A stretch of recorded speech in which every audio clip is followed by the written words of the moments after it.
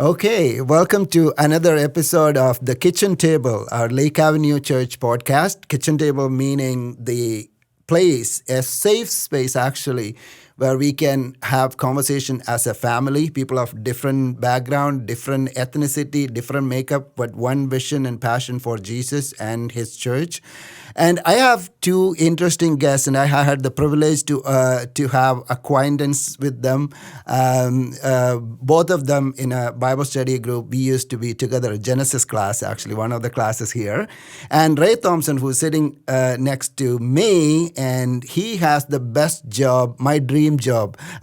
He works for M&M Candy Bar Factory, right? And he has been working there for almost 30 years, and he just had a transition. I'll talk to him about that. Ernie Vargas has been one of my very close friends, and his daughter and my daughter are best friends, and my daughter almost always sleep over at their place. And, Kathy, his wife, has been like a second mother to my daughter always. So very close. So I'm sitting with my friends.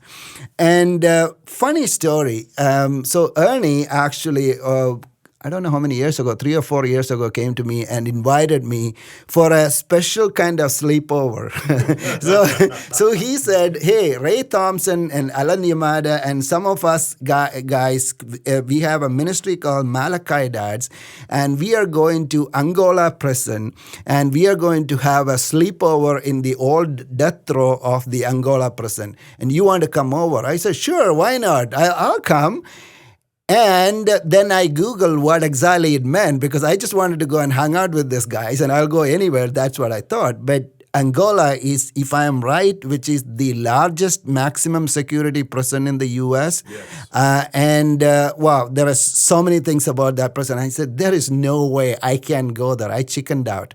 But this is the kind of things these guys are doing. So I'm so excited to hear their story and what motivates them to do something like that, because they are otherwise very normal people. They have real jobs like you and I, but they do some of this extreme ministry ventures, at least from my side. What I do is go to a pulpit and talk, and everybody will listen to me. I'm getting paid to do that. That's a completely different thing with what you guys are doing. So Ray, tell me a little bit about your story and what makes somebody like you go and do ministry like this. So let's start with, what is Malachi Dads? Let's start from there.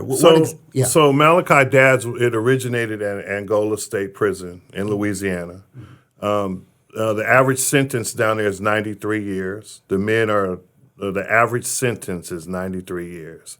The men down there wanted to become accountable fathers to their children, accountable brothers, and they sought out a Bible study. The incarcerated men did. And so Art Royheim, who used to be involved with Awana Children's Club, he was going down to Angola to just do Bible studies with the men. And so they asked him, Art, could you put a curriculum together? He goes, I'll tell you what, why don't we put it together? Like, why don't we make this a dual venture, right? So some of the key men down there that are, by the way, there are a lot of pastors in Angola, that are doing life. They came up with a curriculum. It was about a year long. There are 12 chapters in the original book, the curriculum, the first curriculum ever written. And so it takes about a whole year to go through the whole program. And it evolved from that. So the idea is to be better fathers. Is that the Malachi fathers, the idea? Yes. Yeah. And you said the it's based on a Bible verse, right? Malachi 4:6, 4:6, if I'm yes. it's where it says that the Lord will turn the fathers' hearts to the children and the children's heart to the fathers, which is actually very interesting. The last verse in the Old Testament, Right.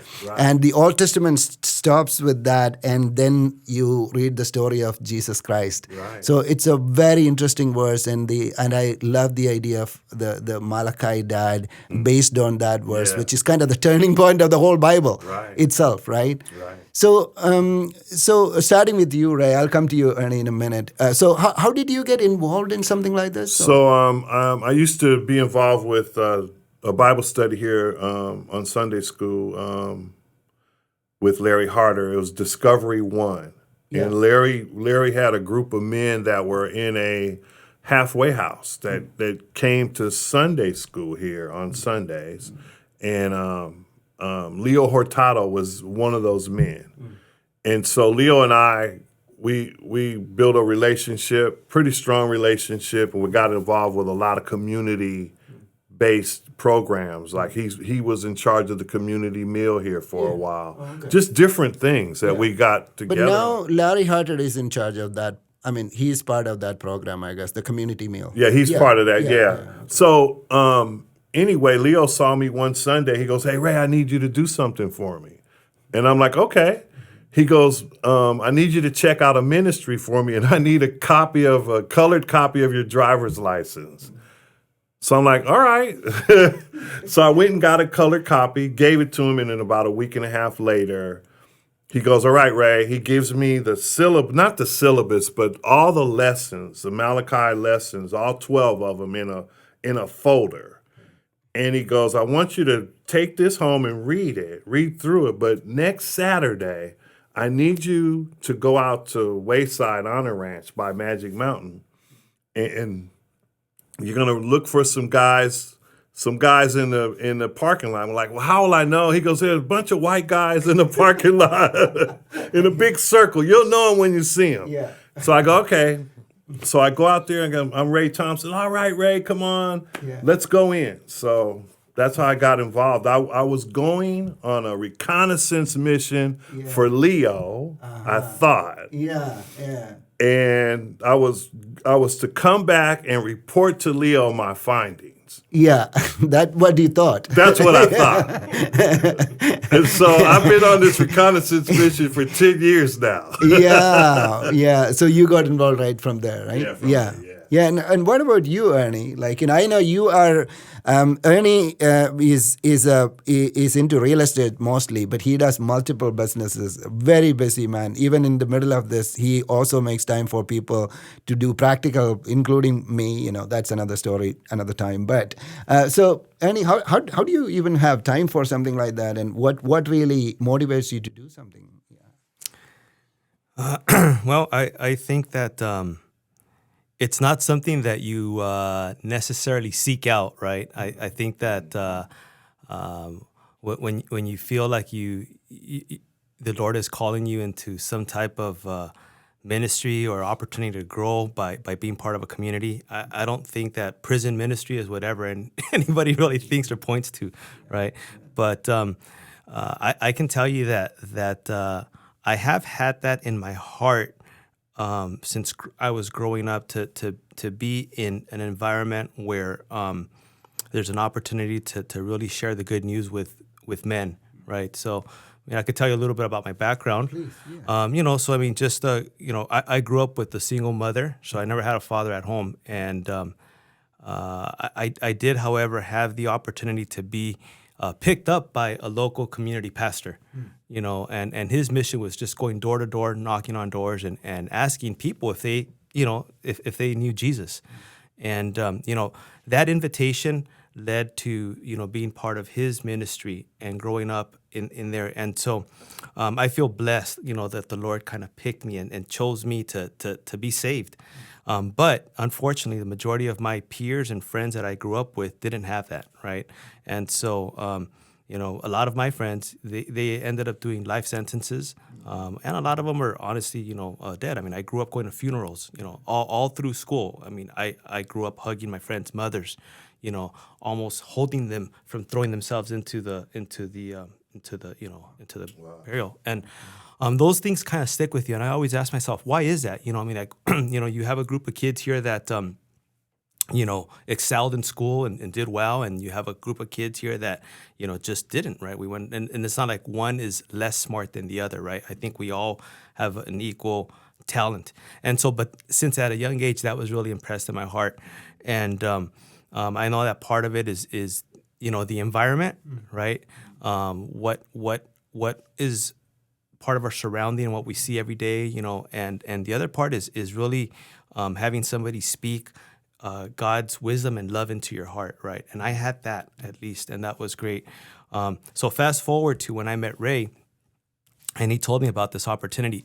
It instantly caught my attention, instantly. However, on the human side of me was like, I don't know if I have time for this. I mean, I'm kind of busy. I'm kind of raising kids. I got my wife, got work. I mean, like, how about I just volunteer in the elementary school here, during in the Sunday school, right? But I praise God that Ray kept pressing on, because with that came an opportunity to actually go into the jail, and my heart has been changed. And so, I mean, we're here to share with the men, but we walk out of these times with these men by us being blessed. And the lessons are reversed. Where I take so much home, and you go home and you ponder on these things, and you think about, like, wow, this is amazing, an amazing lesson. And so yes, I go for me. I go for the men, but a big selfish part is I go for me, because I get so much out of this.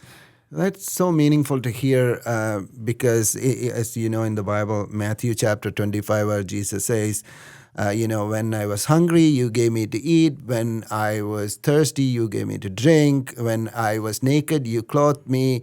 It all makes sense. Then he comes to, when I was in prison, you came to see me. I'm like, that's a little odd, because you always associate prison as a place for So this is psychologically, I'm talking about me right now. But when you read the Bible, there is this constant narrative of most of the people, like, for example, starting with Joseph, right? Prison is generally a place of innocence, or a process in which God's anointing is slowly unfolding in many people's lives. And when we come to there are prophets like Jeremiah. These people are put in prison, and then you go to the New Testament, John the Baptist in prison, then Peter in prison, then Paul in prison. The best epistles were written in prison. So the prison has a completely different meaning in the Bible, which is almost, I'm not romanticizing it, because it is a place of pain and tragedy and all that. But also in the middle of that, there is something profoundly sacred about that place too. So that's what really different about when we talk about being in prison. And you said, because you said two things you said, Ernie. First, you said you were being blessed by them, and the other thing you said, it's an opportunity. It's funny you said that, because it's not something you do because that's you want to find meaning for life. That's obviously, but it's an opportunity to get involved in something like that. So I really appreciate that. So in the light of some of this conversation we are having in our church, and Brian Stevenson's book and the movie, and so this idea of also innocence, 93 years average sentence. Yes. Man, that doesn't compute to me. There's something wrong with that number or the system or something like that. So how do you get to see people who you? I mean, I can't say that you don't have any right to say who is innocent or who's guilty, but people who really connect with and wish you could do something more than just. You know what? I was coming out of Twin Towers one day, and one of the commanders says, "Hey, Brother Ray, wait, hold on, I want to talk to you." And he was all excited, and he goes, "Man, I went to Angola." I'm like, "Whoa, how was that?" He goes, "Man, it was so freeing."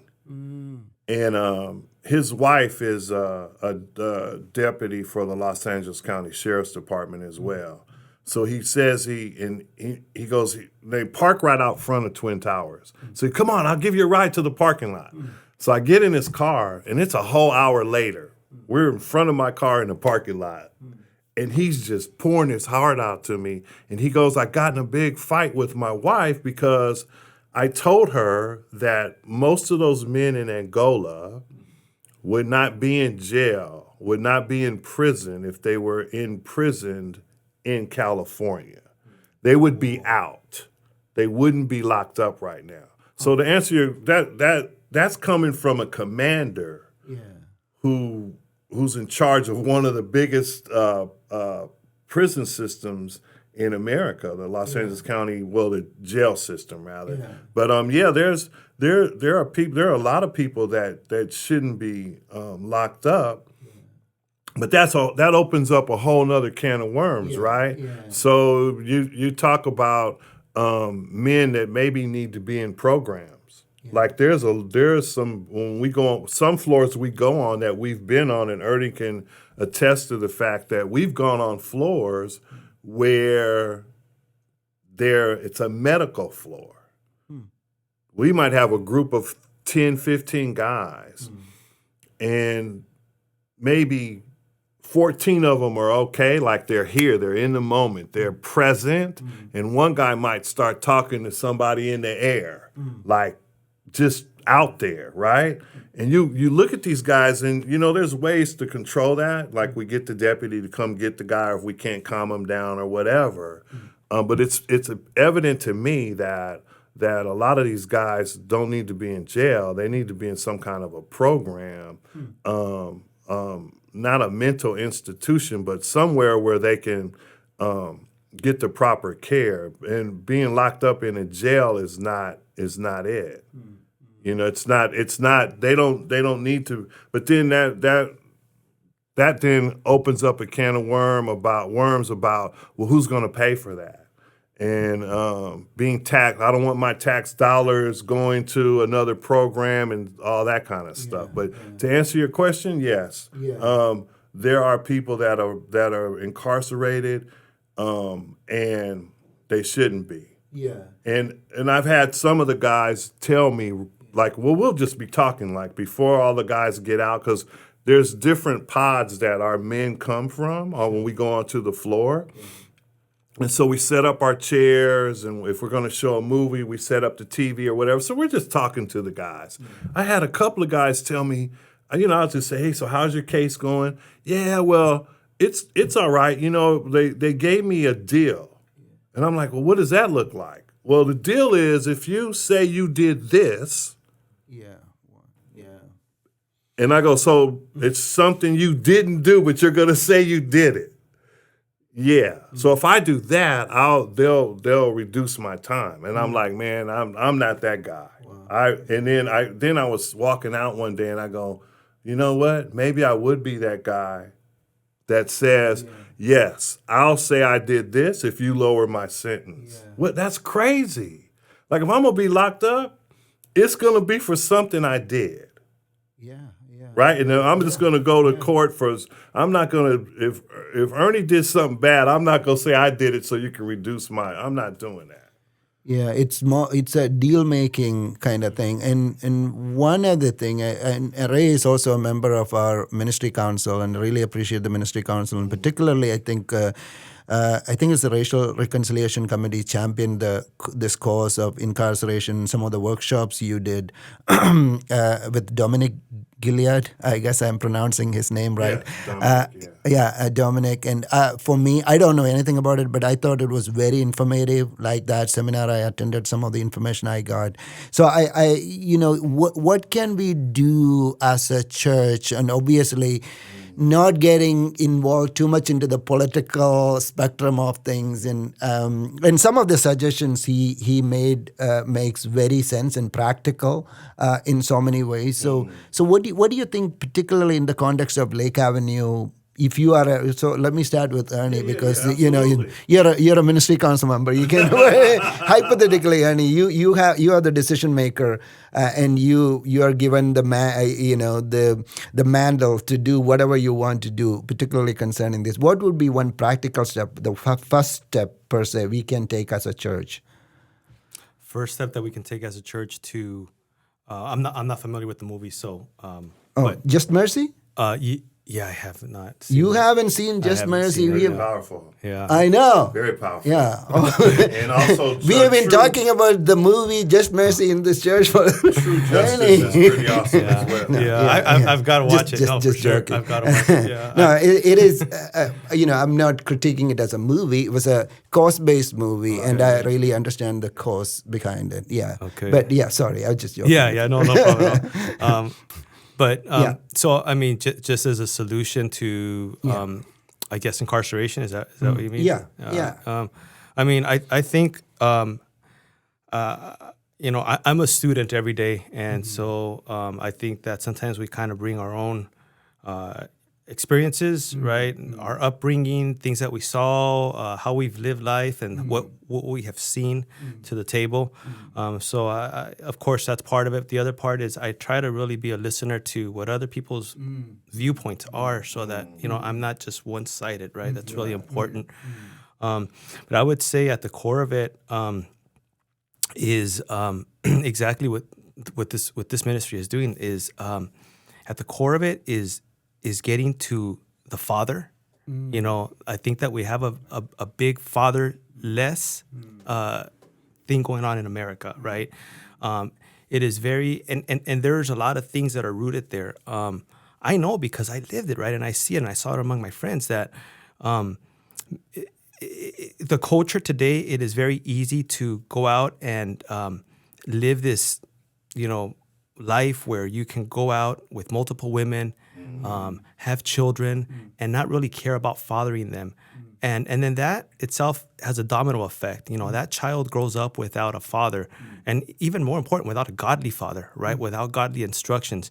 And so who is there to care over that child is oftentimes the environment, right? The community. And unfortunately, that tends to happen a lot in the Black and Latino community, right? And I mean, at least in LA, right? And I can say that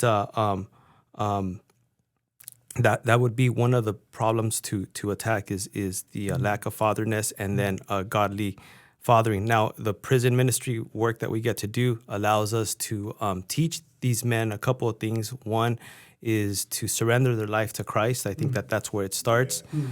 And then second is to become a godly husband and a godly father, so that we can break those chains of incarceration. Because statistically, men who have children, that these men themselves are incarcerated, tend to have children who end up being incarcerated themselves.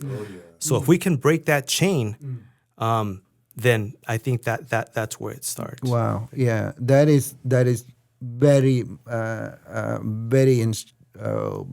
pivotal to some of these issues we are talking about. I just wanted to clarify, because not everybody can see this podcast, so some of they will be listening to it. And Ray has an African American background, if I'm right, Ray. Yes. And Ernie has a Hispanic background. So that's interesting. That's why they brought up that point too, in a way.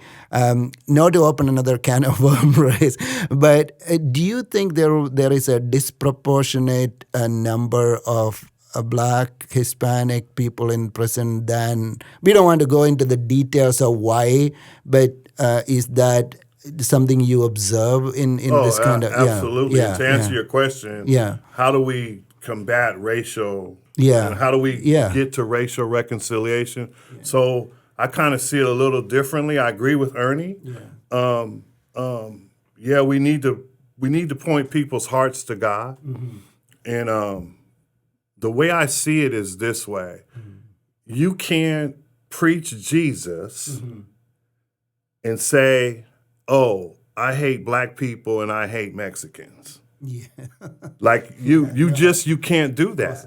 So when you do that, like a lot of people will say, well, this Black Lives Matter group and all these other social groups. So those are social religions. Social justice. So what would you call a religion? So that's the name of that. But what would you call a religion? What name would you attach to a religion that takes the Bible to use it to keep people under your subjection? What name would you call that religion? What name would you call a religion that, well, you know what, Ray, I gave you Jesus. You need to stay in your little box right here. I gave you Jesus. You need to behave correctly. And what religion, what name would you give that religion? And then what name would you give a religion that basically says, well, you know what? God, he got bored and he made you out of some extra clay and bones. He got, like, what name would you put on that religion? I'm ruffling some feathers here, but I'm going someplace. So there's a name for that too. And so I don't want to show anybody how to be a victim. I want to show black kids, white kids, all people of all walks, but mainly my black community. Don't be a victim, but for you not to be a victim, you need to know the truth. You need to know the truth. Now we look at the day of Pentecost, man, the reason why the Holy Spirit was able to do what he did is because those brothers got together. And if you read the day of Pentecost in the book of Acts, there were people from all over, different walks of life. And they weren't tripping about your color and how you look, but they wanted to be filled. They came together to celebrate the day of Pentecost. And so I think that it's important that I know that a lot of people would disagree with me, but I think you need to culturally know who you are, the good and the bad. And this is why. If you culturally know the bad stuff that your culture is involved in, then you've been taught the good stuff, then you're able to turn away from that. If you have proper instruction, right? But if I don't know who I am, if I don't know who I am, I know brothers that have come to Christ, and then one guy in jail, he says, Hey, Brother Ray, so was Jesus white? Like, we had those kind of conversations, right? And those are very real conversations. I'm a proponent of you can't just go preach Jesus and then try to keep people under your subjection. You cannot do that. You cannot do that. And so what I try to do is get in the heads and the hearts of these young men and women and just show them who they are. Because if you don't know who you are, you misbehave. And when you misbehave, you do things that you shouldn't do and you get in trouble. And so in the black community, I understand that there's I would not promote, I'm not going to blame other people for all of my demise. You know what I mean? When I'm with young kids, I'm telling them, look, you know what? It's not cool to have babies and not take care of them. It's not cool like, if you can abstain from sex, you need to do that because that's a gift. We talk about that, right? So I get that whole, like, I'm trying to do the whole gospel. The whole gospel. I'm not trying to use the gospel to subject anybody. I'm using the gospel, and I'm not using it. I'm preaching the gospel so that people can be set free, truly set free. Do you understand what I'm saying? Absolutely. And there's a way to go about doing that, and it's kind of tough. No, I mean, you gave a real great insight to that point, Ray, and also Ernie, you started it because I don't want to. I mean, because we have by the way, and I'm sure our listeners know that we have a racial reconciliation committee. They are actually creating amazing resources for us to be educated in this and all that. So it's not in my area of expertise anyway. But you guys are really, one thing to read about. I am also in the resource business. I read read and learn, but it's one thing to read and learn, but one thing to actually do. So that's what you guys inspire me mostly. I've always been a secret fans of both you guys, even when I was a Genesis member, like when you're doing. So that's good. Just one last question as to, what would be that one thing you would say to a Lake Avenue member that might help them to see this side of because traditionally when we think about ministry, like you alluded to, Ernie, the presence ministry is the last thing everybody. Yeah, I'm putting myself in there, so I'm including me. But Ernie, do you want to go first? What would be the one thing you say? Hey, I would say absolutely, man. Come check it out. I mean, I think that too many Christians stay in their comfort zone, right? I think it's easy to attend Sunday school. It's easy to attend service, to read the Word, but you got to push beyond what's easy and get out there and do action, right? Get into the action and you can't be doing just what's comfortable, right? And so, yes, it is uncomfortable. It is against, the norm to go into prison. Who wants to go? But you're going to grow so much from there. There's so much. And I think that's where the ultimate growth is, where there's the ultimate discomfort is where your ultimate growth is. And you would be amazed. Yes, the enemy is real. Yes, the enemy is there. Yes, the enemy is turning lights off. Yes, the enemy is sometimes locking the elevator so that we can't go through those doors. We've been trapped. That happens. That's all real. But yes, we're in the middle of sermon and men are there, impact is being made, and all of a sudden the television turns on at full volume with cuss words at us. Absolutely. Yes, that stuff happens. Yeah. But, yes, we are protected. And yes, lives are changed, and not only the men's lives, but our lives, right? And then you get to bring this good news and share it with your peers and your community. I shared this with my family, with my children. They always ask me every week, Dad, so what was, prison ministry like today? What did you learn today? What did you get today? And it's amazing, the lessons, what's that old saying that goes that to teach is to learn twice, right? That's right. And so you're going to learn deeper and grow from that. Thank you, Ernie. Ray, what were your concluding thoughts on this? So you know what? I grew up on a neighborhood here in Northwest Altadena, and I'm probably, 30 or 40 kids on this street. And I don't know, I was the only, there was like maybe 3 families that had a mom and a dad. But all the kids on the block were always over my house, ping pong, basketball, whatever, right? Off of my neighborhood to like Ernie, there's only 3 of us boys out of like 30 young men. There's 3 of us that are still alive on the street, living and we're accountable human beings on the street. We have families. There's probably about 8 or 9 guys that are doing life. That's their get down. They're doing life, right? So, and I can point to them. Ernie talked about not having a father in the family in your growing up and whatnot, and it's all true. All those statistics are true. I think that you got to be involved with something, and whether it's prison ministry or if it's going into convalescent homes, if it's hanging out with the homeless community, you got to be involved with something.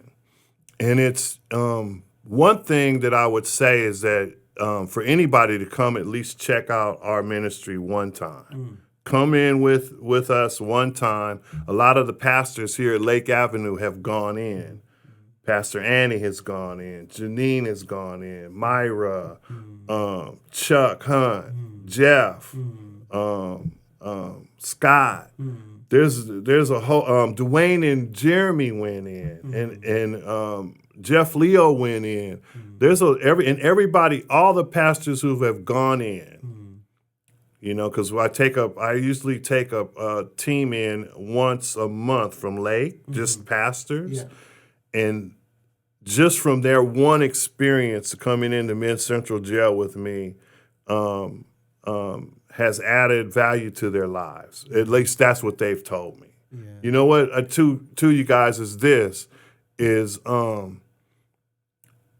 you've got to love in order for the gospel to be to penetrate into people's lives. Yeah. You've got to love the people that you are sharing the good news with.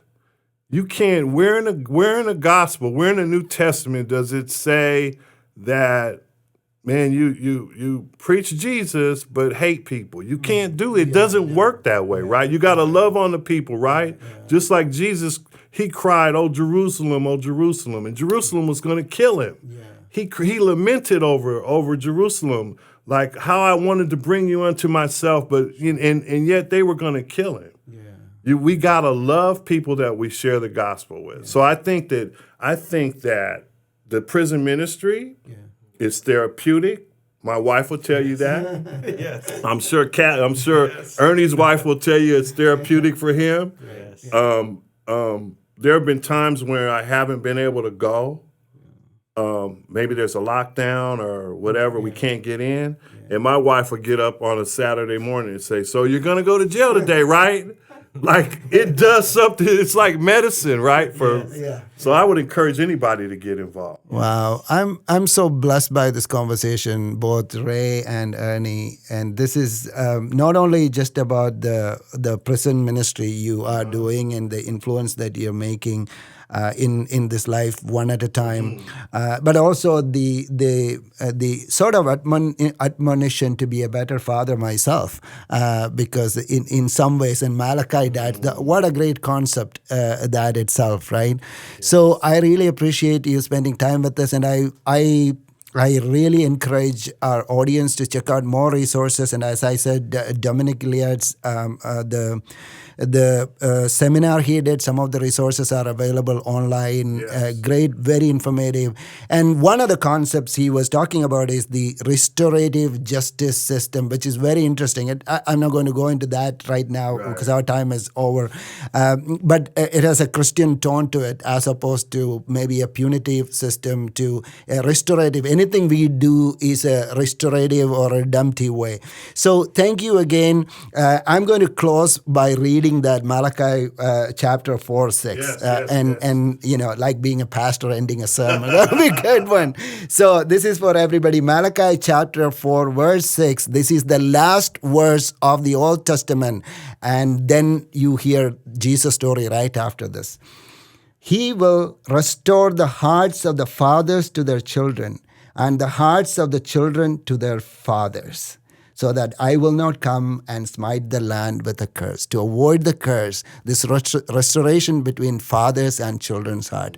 Thank you for being part of this. Thank you for being that instruments of grace and representing our church community and inspiring us. God bless you guys, and God bless everybody.